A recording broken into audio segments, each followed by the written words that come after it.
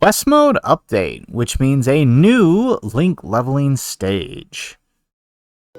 How's it, everybody? Celtic Link here. We're back for another Dokkan battle video. In today's video, we are talking about the update to the Dokkan quest mode on Global Dokkan. We have the update to Area 31, granting us 4 new quest mode stages. Now, I know that doesn't sound like crazy anything. However, this brings us 4 new batches of stages to grind out green incredible gems, blue incredible gems, and new Link levels, right? So if you're somebody hurting for green gems, you can find yourself on stage 2 to pick up a bunch. If you need them for grabbing certain characters, maybe you need super attack fodder for somebody from the Baba shop, or you need those blue incredible gems for awakening characters like the Vegito, or getting the EZA medals for them as well, or you're just grinding out those guys. Whatever you're doing, you know, you have stages 2 and 3 to do it. With stage 4, not only do you have the opportunity to pick up some of those gems as you grind, but you also have an increased Link level rate.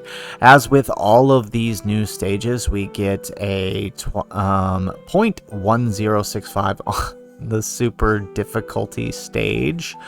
However, on stage 4, unlike all the other stages, which are one singular fight, it has 4 guaranteed fights, and each of these fights, each fight within that has a 0.1065. So multiply that by your average Link percent raised for each of these, and you have your chance for getting an increased stage, right?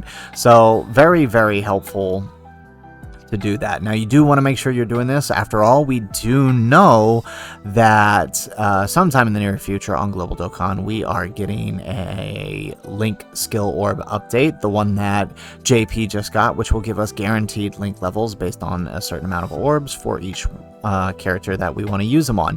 Now, obviously, the higher your Link levels are, the less orbs you're going to have to use, and the less rare orbs you're going to have to use. So it is in your best interest to utilize these stages while they're here to go ahead and get your Links up as much as you can before you go ahead and use those. Now, with the Kame House training, level 4 here, yes, it is only a 1.065, and that does look similar to previous stages like the Clash of the Sands, right? 30-4, very, very similar. 4 fights, 1.0625 on each fight. Same with the one before that, 29-3. Pride of the Cooler's Armored Squadron, 0.10625 on that one. Now, what's different about this stage, and we'll show you guys in game as well, what's different about this stage versus the other two is that on this stage, you fight the boss in the beginning. The boss for this one is a Tien and Chaozu, a double enemy, but every enemy after that initial fight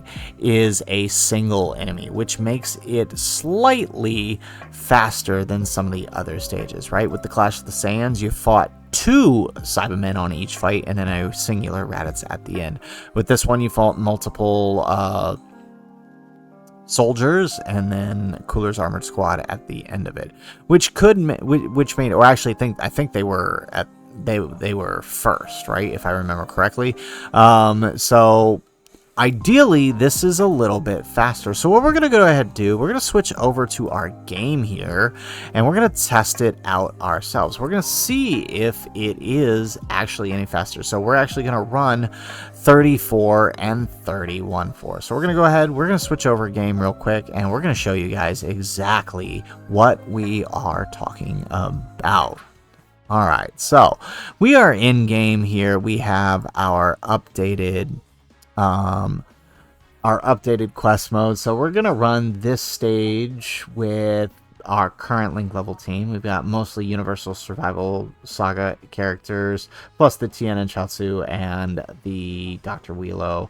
The Tien and Chaozu are coming up on an EZA, so that's why I got them on there. And then obviously on JP, the ones you see, the Universal Survival Saga guys, they're all EZA and on that current JP celebration. So yeah, we're gonna see if this works well. Kind of unsure how it's gonna go, honestly, but seems to be going pretty fast so far.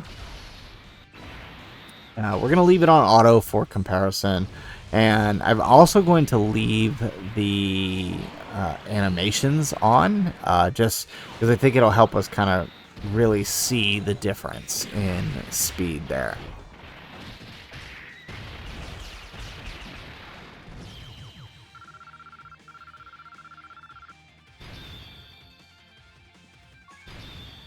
There we go. Look at that. We're actually getting some decent links to while we're at it on this showcase. There we go.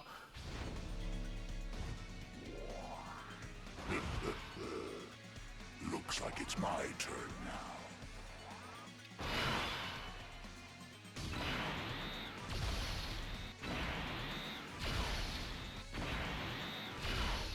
Perfect.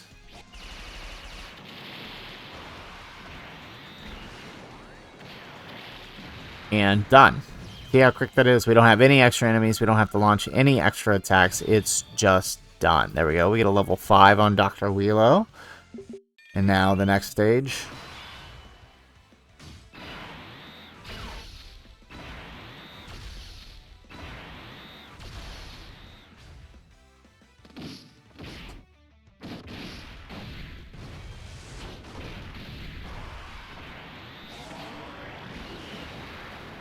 Alright, nice. I was worried, like, maybe we would get slowed down here because we can't actually kill him with the Tien and Chaozu, but no, the Bodo Magetta were able to handle it just fine. There we go. 18, Frost, Jiren, and we are solid.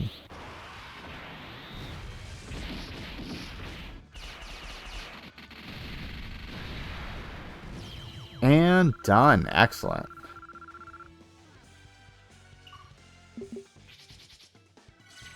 All right, easy day. All right, so what's our time here for this one? All right, so about 2 minutes and 17 seconds. So let's go ahead. Let's go back to stage.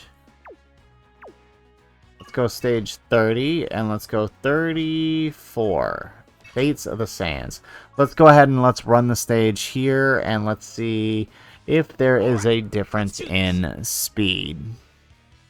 Alright, so you can see what I'm talking about here, right? So for this one, we fight 3 Cybermen first. It's the same amount of fights, but in this case, the amount of fights we have is,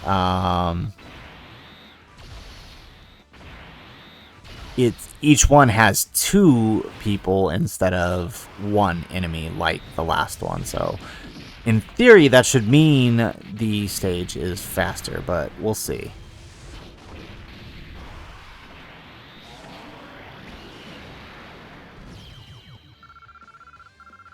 Alright, nice. We actually got a whole bunch of incredible gems here on that one.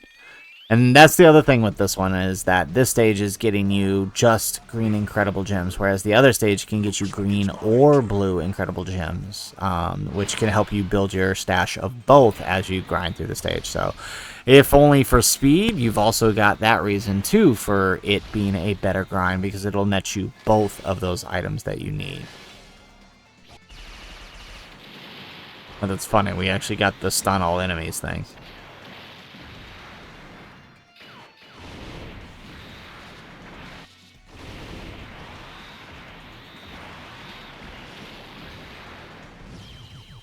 Alrighty. Alright, nice.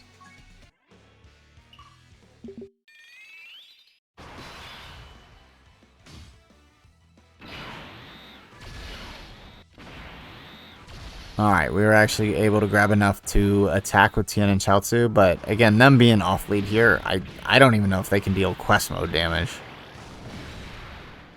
Okay, maybe. It is just a Cyberman after all.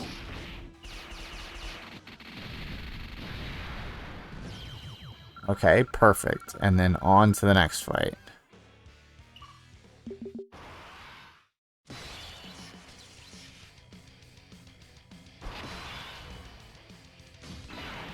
Perfect. Let's grab that, that, and that.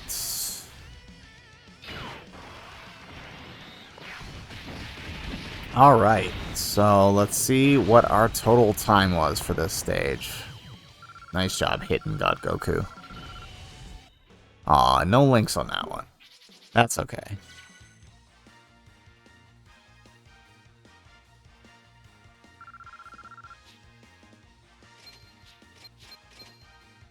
All right, so 226. So about 10 seconds faster. So that may not seem like a whole lot, but that 10 seconds over time adds up, right? Imagine doing a full 300 run there, right? That 10 seconds adds up over to a couple of minutes, which just helps you get back at it that much faster when it comes to grinding your links, which is something you should be doing, right?